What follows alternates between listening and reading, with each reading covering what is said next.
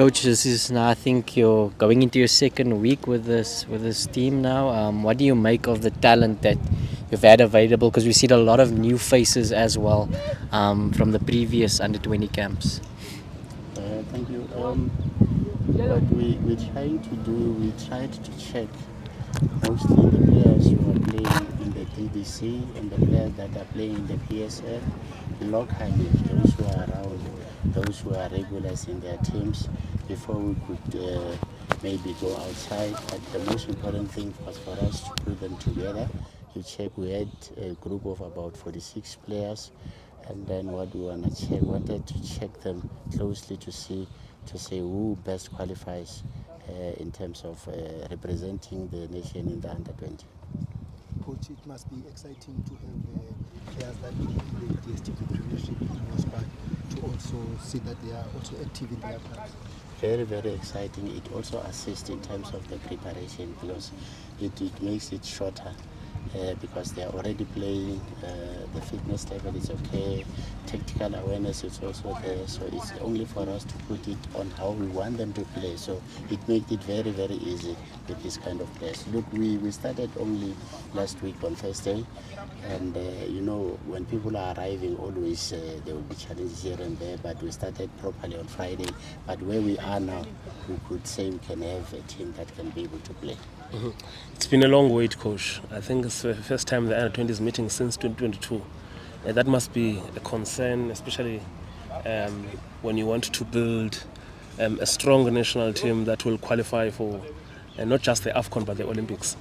In fact, the World Cup. Correctly so, because we should have a continuity of some kind in terms of preparations, in terms of playing. But if the situation is like as it is now, we just have to forget about the past and focus on what we can do best. Fortunately, we have got a camp now. We might have another camp somewhere around June, and also a camp into the competition around August. So I think we have enough time that could help us to be able to prepare a team that can compete. Ideally, do you think, or maybe this camp is a camp that could have happened maybe say last year, or because I'm basing this, I was just monitoring a tournament now where Zimbabwe, Zambia, the 4-nation tournament. I was also noticing Morocco. Each and every time their national team meets, all the national team meets as well. Or it was too soon maybe to accommodate an international friendly. Not too soon, not too late, like I said, because of the situation. Sometimes, look, in football, if you come in a situation, you don't look back to say, we should have done this and that. The best thing is to look as to what you can do for now. So in our preparation with the TG, in our meetings, we are great.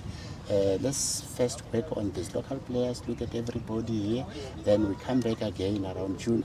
I think from now it will be a continuous thing, because we'll always be around, we'll be able to look at them, we'll always go watch games for the players that we have identified, and soon when we come back, then we'll be able to check who can we play in our neighbors, just to try and prepare and check how far we are.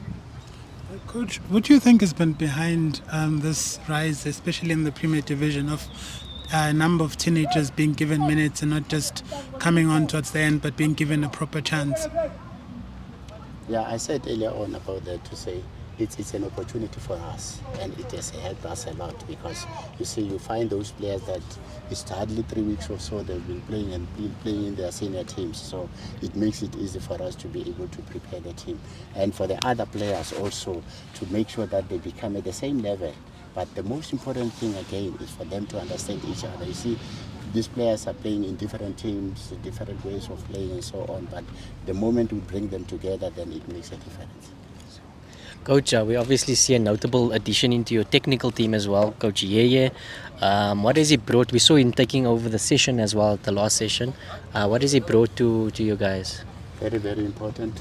You see, it's an ex-professional player. He also plays in the World Cup, so the experience that he's bringing into the technical team makes a very, very big difference, and we really appreciate those kind of things, because most of fortunately, Yeye is not just a former professional player is somebody who has gone to the courses. It's a qualified coach, so he brings a lot of experience and it assists a lot into the technical team. And talking of experience, coach, sometimes we tend not to focus more on coaches who are not in the limelight, like Mdaka before Marumo gave him a chance.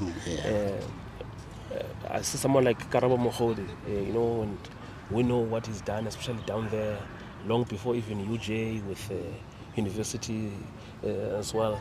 What does this do to other young coaches when coaches just from the lower structures are brought up? The challenge that we have sometimes with coaches from the lower structures is being impatient. It takes time for somebody to be somewhere in terms of football. So we need that element of patience. At the same time, we need to attend courses. But at the same time, it says to them to say it's possible, it's doable. So wherever they are, as long as they wake up every day, they are in football, then chances are the opportunity will come, and it's good for the country. And what has it brought to the space, Karabo? Karabo comes in with a lot of experience with the youth. You see what he's doing at UJ, and here we're not only looking at the 2005, 2006, 7 again, because these are the ones that will immediately follow. So he has been working with those kind of groups, so it's a good difference for us in terms of the preparation and the richness of the team. Coach, what has been the relationship with the senior national team, technical team? Because these are the future players that will be representing the country sooner or later in the national team. How has been the relationship between you and the senior national team? Fortunately, I just came in now, but from the TD's perspective, it's something that will have to have a link, starting from the junior teams going up into the senior teams. Obviously, that's how it's supposed to go. Even Bruce himself, we had him the other times. It's important for us for him to see the other teams or the other players in the junior national team for a good graduation into the senior team. Sorry, Coach, can you stand here? Okay. I'm getting my number plate there. Sorry. Hey, Yes. Initially, the squad list, when it was released, some of the players were not in that list, and later on some were called up. Was it an administrative error in that list, or the technical team sat down and made an assessment and added players like Abo Emil Vetbo, Abo Asenele Messi Bonani? What led to that? Sometimes we have challenges with teams. Some players we could not get them as early as we wanted them. But some, we never, like in the technical team, we said even if the number could go to 50 for now, because we are here at home and we are staying at Fan Valley, so it's not that much a challenge. We'll accommodate almost everyone to be part of the team for that time. Coach, there's a concern within the grassroots level, the lower structures, that for example in the Hollywood Sports Regional League, there's a requirement that the team must start 5 under 21 players. But the concern is that the teams go out to do that. They look for young players, they include them in the teams. But it seems as if the national team coaches are not looking at that level.